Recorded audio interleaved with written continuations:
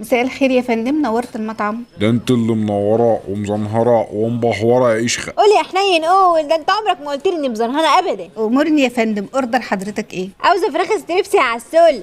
بقول لك ايه، انت يا ربنا فيه وبكفايه احس بيه. هو انا بقول لك عايزه ارقص بلاه؟ ده انا بقول لك عايزه فراخ ستريبس.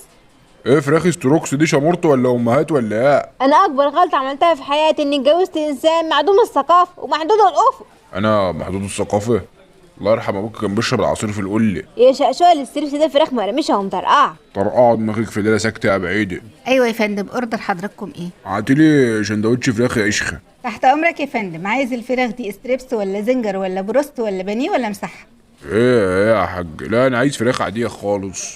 عاديه ازاي بس يا فندم؟ يا ست الراجل بيقولك عايز سندوتش فراخ، لف له صدر فرخه في رغيف عيش وخلاص. طب عايزه سبايسي ولا عادي يا فندم؟ هاتها سبايكي بس اوعي تبقى حراقه عشان يبقى وسير. يا فندم ما هي سبايسي يعني مشطشطه. معلش يا عسوله، اصل مالوش في اللغات.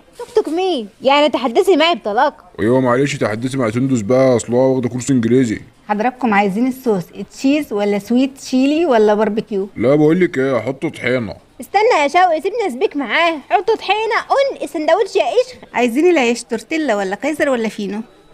يا ستي انا عاوز عيش مناطي من عند فرن ابو عبده. لا يا فندم، مش متاح للاسف.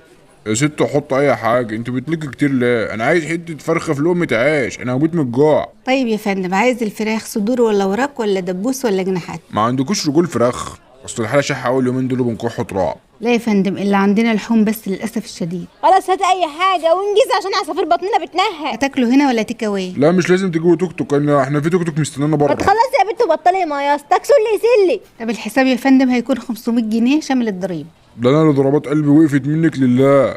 انا يغمى عليا ولا ايه؟ يخرب بيت ابوك والراجل هيروح مني. استنى يا شقشوق، ما تموتش دلوقتي، ادفع الحساب الاول.